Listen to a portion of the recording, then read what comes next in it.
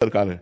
आपने इस योनि में पाप किए और अनेक योनियों में दंड भोगना पड़ेगा, अनेक शरीर धारण करके दंड भोगना पड़ेगा, क्योंकि बड़ी सरकार है ना, अनंत ब्रह्मांडों का हिसाब किताब है ना, तो इसी योनि में दंड नहीं मिलता। इस योनि में खूब आराम से पाप कर लो, आपको जो दंड मिलेगा वो अन्य योनियों में मिलेगा, अगले जन्मों में मिलेगा। अब इस योनि में आपको पुण्य कर लो, उसका फल अभी नहीं मिलेगा, वो आगे मिलेगा। जैसे हमने पूर्व में पाप किए तो अब हमें भोगना पड़ रहा है, पूर्व में पुण्य किए तो वो अब मिल रहा है। लेकिन अब आप कर्म कर रहे हैं और पूर्व का पुण्य चल रहा है तो चकाचक आनंद है। अब पुण्य कर रहे हैं लेकिन पूर्व पाप चल रहा है, बड़ा दुख, बड़ी परेशानी, बड़ी समस्या है। इसीलिए लोग समझ नहीं पाते कि धर्मात्मा पुरुष दुखी है और पापात्मा सुखी है। इस निर्णय को नहीं समझ, ये हमारा भगवान का कानून है, इसलिए भोगना पड़ता है, अन्य जन्मों में भोगना पड़ता है। यहाँ तक कि भीष्म जी सरसैया पर पड़े हुए हैं, उन्होंने कहा प्रभु इस जन्म की बात क्या, मैं 70 जन्मों को देख रहा हूँ, कोई पाप नहीं किया ऐसा जिसके परिणाम से मुझे सरसैया पर 6 महीना लेटना पड़े। तो भगवान ने कहा और आगे बढ़ो, 100 जन्म के बाद आपने पाप किया था। तो इतना हमारे प्रभु की अदालत में थोड़ा रजिस्टर लेट खुलता है, लेकिन जब खुलता है तो राय पाई का हिसाब होता है, वहां किसी घूस की या किसी भी तरह की चूक नहीं होती, वो करेक्ट उसको दंड मिलेगा।